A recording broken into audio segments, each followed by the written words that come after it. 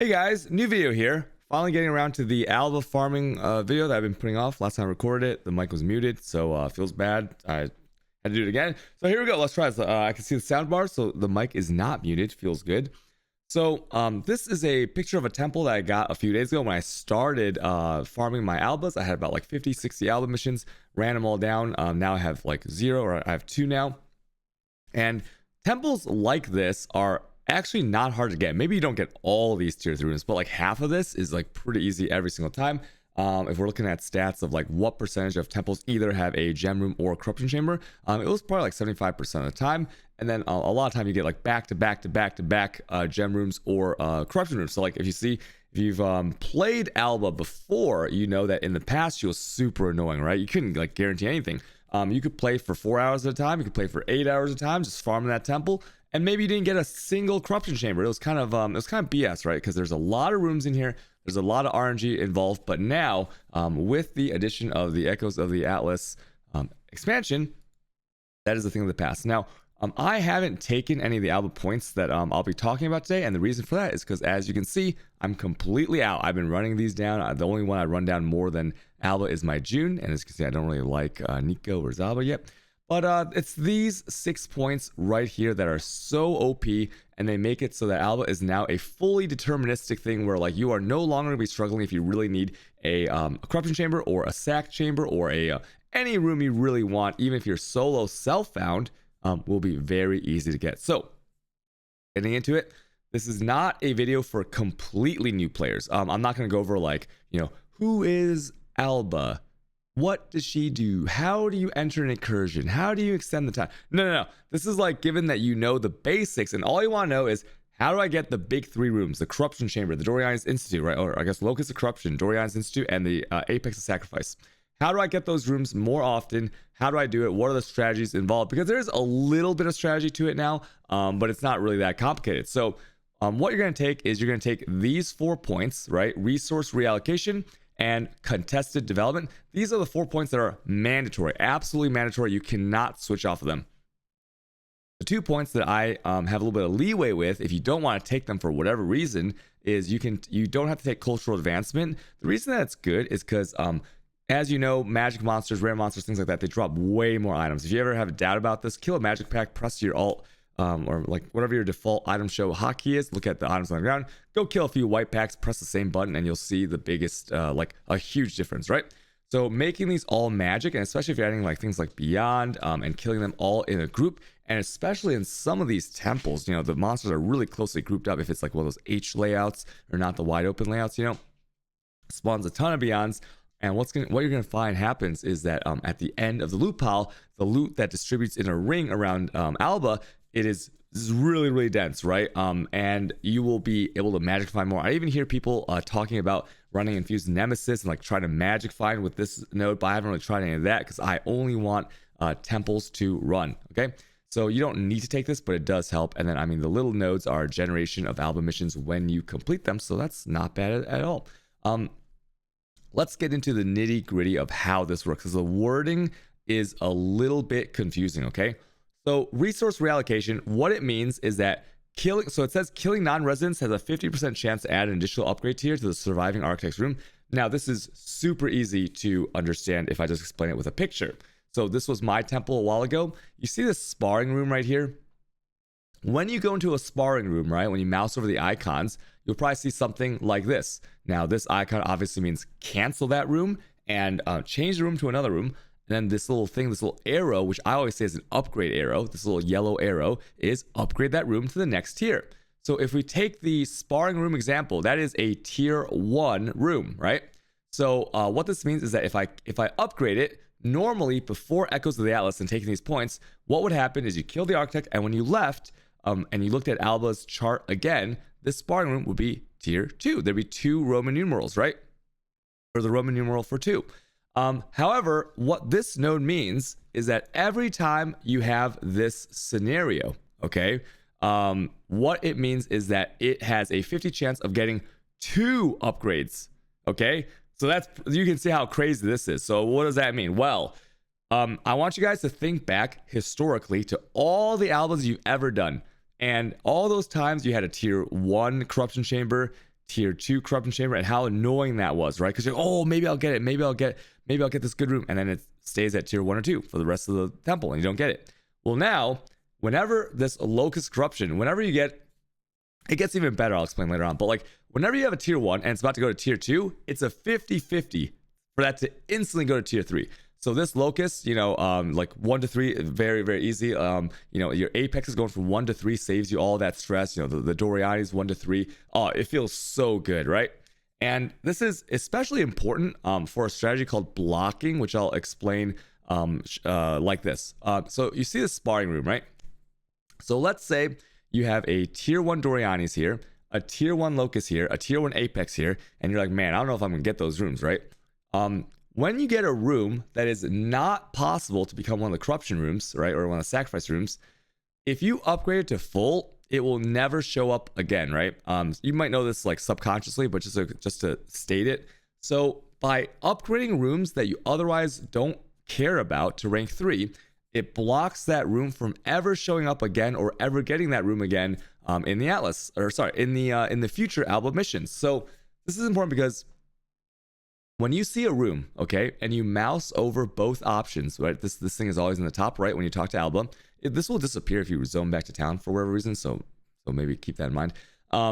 Whenever you see a room and you mouse over both, and you don't care about either of them, it doesn't really impact you in any big way, you should almost always go for the upgrade. Okay, why is that? Well, let's think about our options. Well, if I go here, and this is important because of this this next thing that we're going to talk about, killing resident architects adds their upgrade tier. It adds all their upgrade tiers to the switching of the room.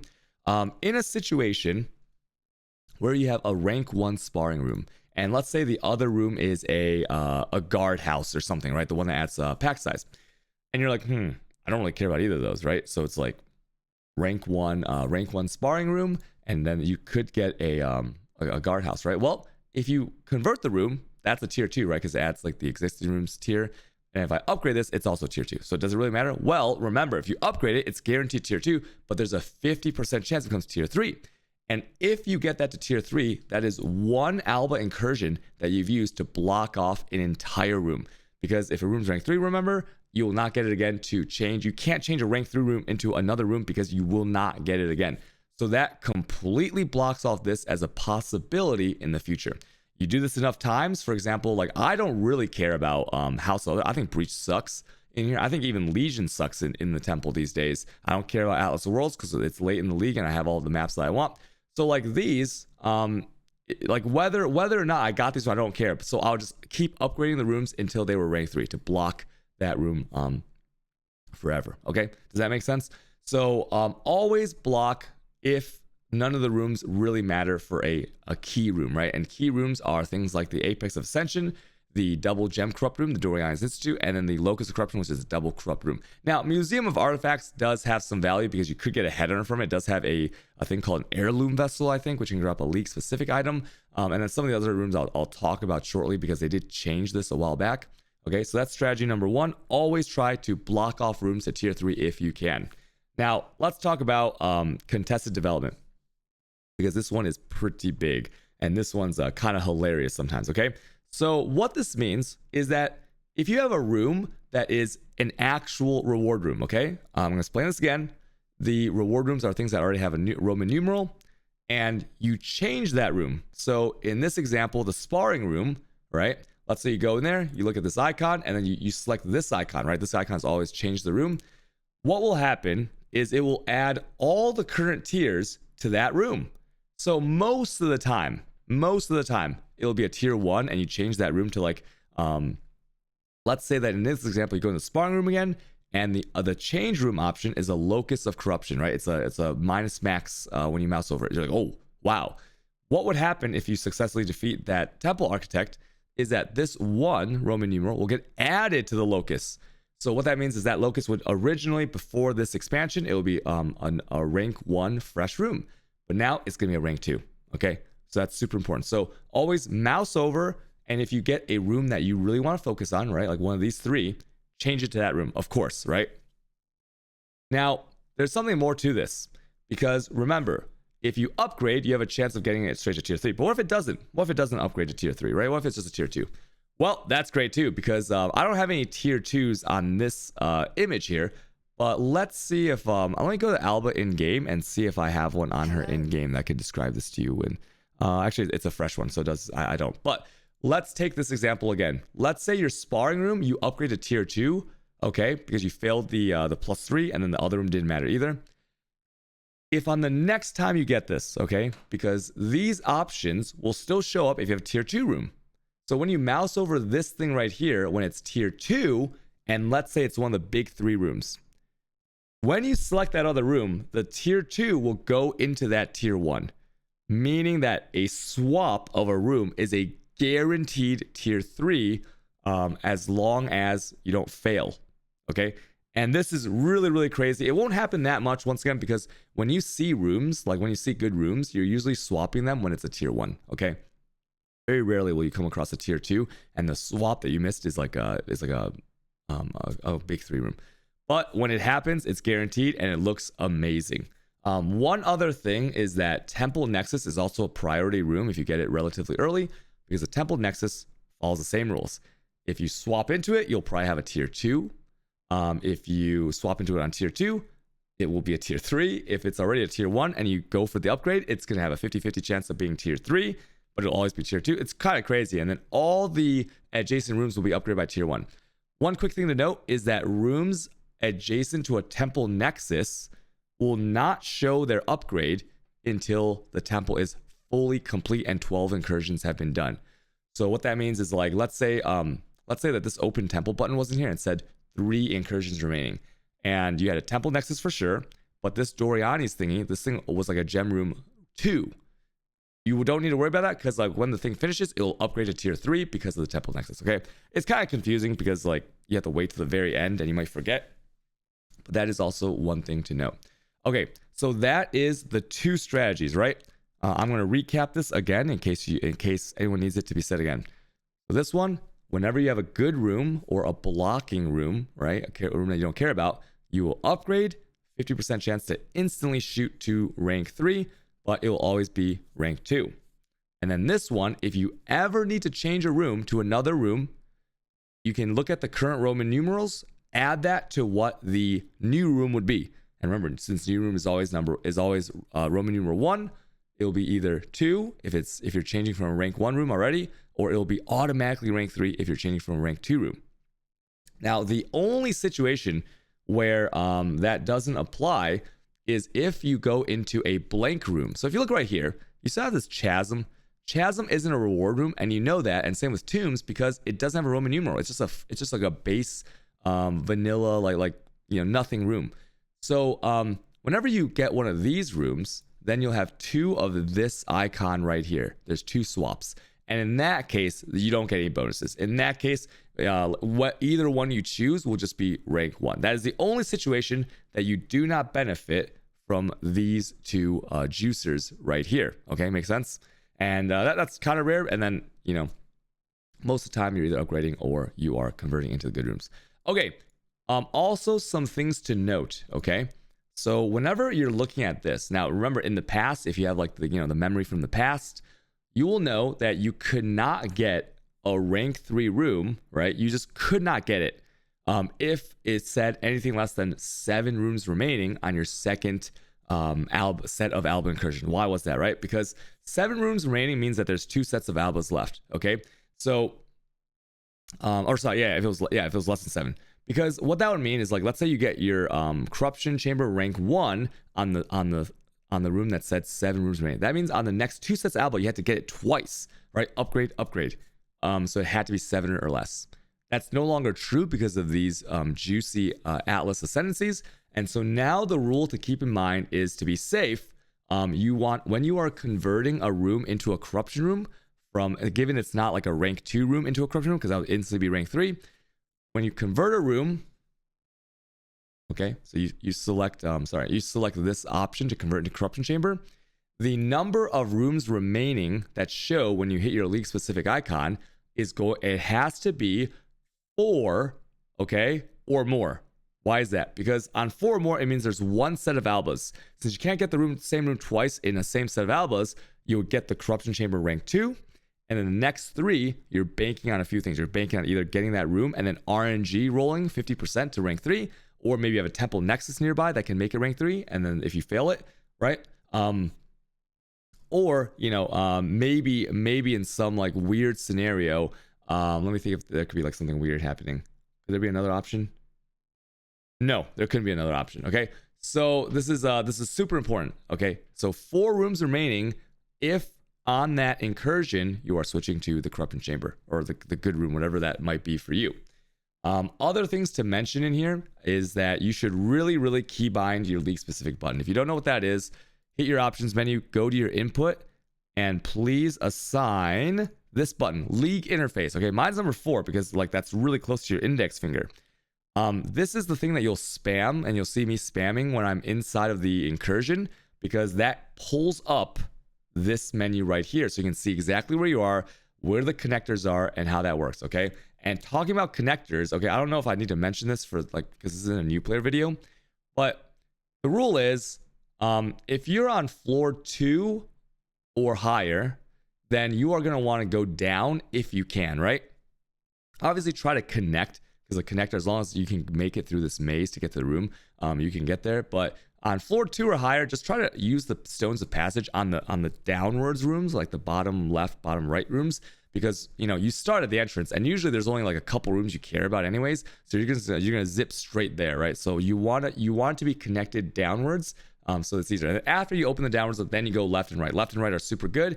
Obviously, on the first floor, you go left and right when you can because it's connected directly to the entrance. And please make sure that your room is connected, okay? I have had times where very rarely, like maybe one in like, I don't know, a couple hundred Albas, where you get a good room and it's not connected. Now, if it's not connected, you can use explosive barrels, right? Maybe if you have a rank 1 demolition lab or whatever, or more, you get 1 explosive barrel per rank of that. You can save that barrel and blow up the wall to get there, but please just make sure that it's connected. And the rules are like, and then also on the higher floors, like let's say like floor 3 and floor 4 right here, so where my apex and my locus, those floors are, the higher you are in the temple, the more you want to open up the doorways just for efficiency, because nobody wants to, you don't want to do a thing where like, let's say you had a locus here and your apex, instead of here, it was in the tombs and then they weren't connected.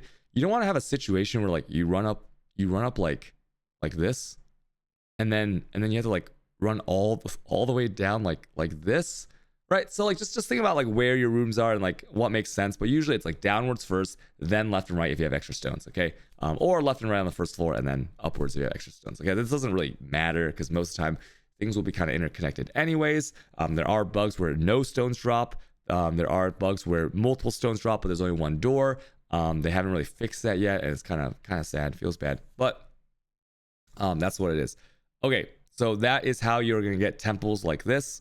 It's kind of crazy how good they've made Alva, because I'm someone who, I don't really like Alva, right? The temple's not that juicy, not that fun if you're not getting the rooms right. I would never run a room that had, for example, right now, I would never run a room that had tier 2 rooms of anything, right? It just doesn't make sense for me to do that, because, even if you might be like, oh, there's a Legion pile. No, there's no quantity in here. There's no juice in here, which means the breaches are slow.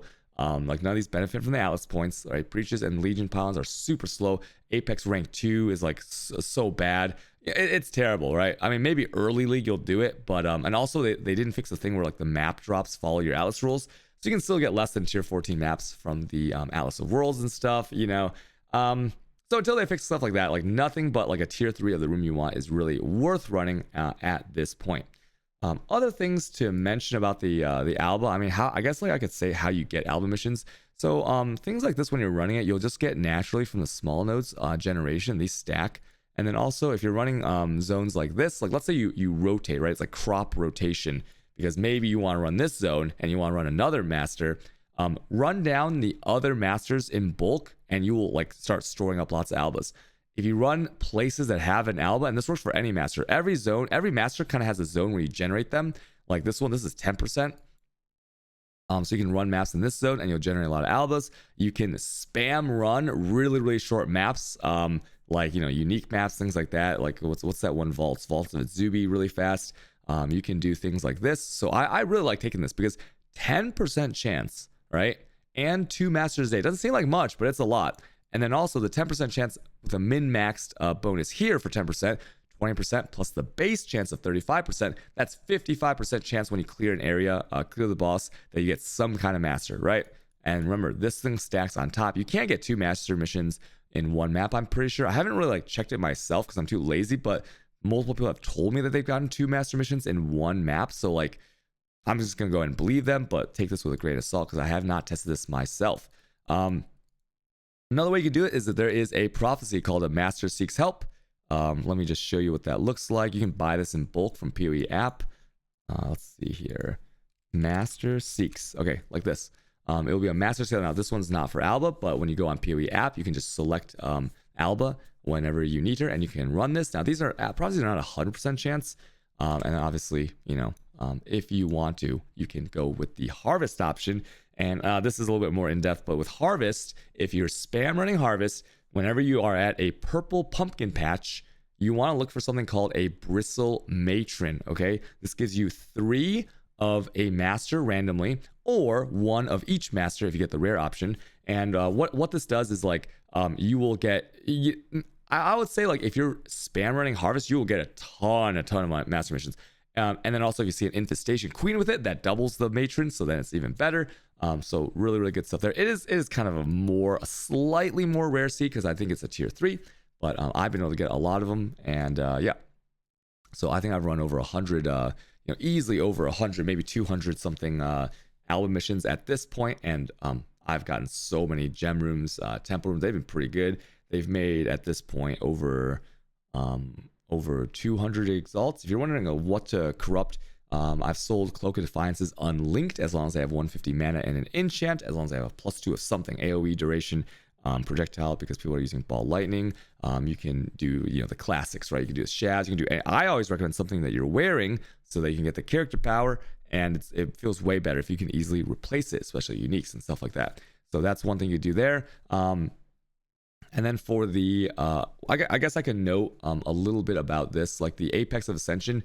Now, if you're a big dick boy and you want to go huge, right? You want to go hard in the paint, then you are going to put in a any kind of belt. Doesn't have to be a leather belt. Any kind of belt. Maybe try 40 to 42 eye level, and then it's going to pop out maybe a header, right? That's fun. But if you're more on the safe side, you want that good E of X, that expected return, then what you're going to put in is some of the mind, spirit, flesh. These are temper jewels that can be upgraded with a vial of transcendence, and then you get a transcendent like flesh, spirit, mind, whatever you want. And that is about, as of right now, that's about a half exalt profit margin, half exalt to an exalt, depending on the time of day. Early in the league, that might be different, so keep an eye out on that. And that's the way safer option, because people do buy those gems a lot. The gems right here in the Dorian Eyes Institute, I don't really have suggestions for that. I just corrupt anything that I have that's not double corrupted. Awakened gems are especially good. You can look on PoE Ninja to see what 2123s or 2120s or 2120 corrupted versions. I was doing Righteous Fire. I made about like 40 exalts off Righteous Fires doing that. Failed a bunch of jewels too. I definitely bricked a bunch of jewels that were possibly equal value. So, but overall, you know, it'll come out to be pretty fun stuff, okay? Because like breaking a jewel isn't that bad unless it's like something that really needs the quality to hit a breakpoint.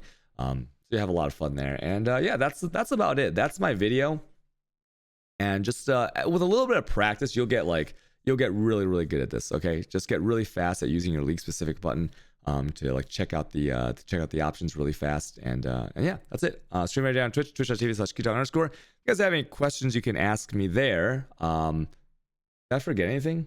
Oh, I guess I forgot I forgot this. I forgot not this, but I forgot this right here. Just talking about some of the changes that they made that people might not be aware of that are really cool. Once again, this does not override any of the rules about blocking rooms or you know, the rules of the Atlas Ascendancies, but some things actually have changed here. So number one, that's like really hilarious, is the Toxic Grove. Where is that? So the Toxic Grove is nice because I think this is the room where you get the I think that this is the Mask of the Stitch Demon upgrade, right? That's like a unique item that'll just drop out of a chest. But what's hilarious about this is that they changed it so that the pods are like worm barrels. You'll see these green pods explode with poison, and tons of monsters spew out of these, and it covers the entire temple. every single room, every single place outside of the temple on your way there. So if you are a juicer, you will love this. It's like super juice steroided up wormy barrels everywhere in the temple, really, really fast. And this room alone makes it so that you can full clear the temple effortlessly by just like swinging your mouse around and going super fast. Okay. Other things that have changed is the sadist den. Now, sadist den is the ghost room, right? Like really, really bad room. But now what it does, if you are like kind of full clearing or like really fast at the temple, what it does at tier 3 is that the sadist den brings a ghost, right? A ghost is infesting every single architect. So there's a boss in every single room, obviously, that has a ghost already in them. So that's good quantity. I mean, it's nothing crazy. I think I have dropped like, you know, good currencies from them and stuff, but like, you know, a few sections here, you know, some maps, some other stuff, whatever they have in them. It's pretty fun. And you definitely notice those drops. They in the beginning leave, this is important, but just something to notice there. And then what else has changed? I don't think there's anything else worth mentioning. I guess like the breach room, you now get more breach hands at the lower levels. Okay, but whatever. Breach really sucks in here. Another note is that the armor and the weapon rooms, they have the chest. It's not just weapons and armor. If you're hiding those on your filter, they drop the div cards for those kinds of items too. So if there's ever a league where like the div cards are valuable, you can get those. And yeah, that's about it. That's the video. Okay, thanks for watching my video, guys. Okay, bye.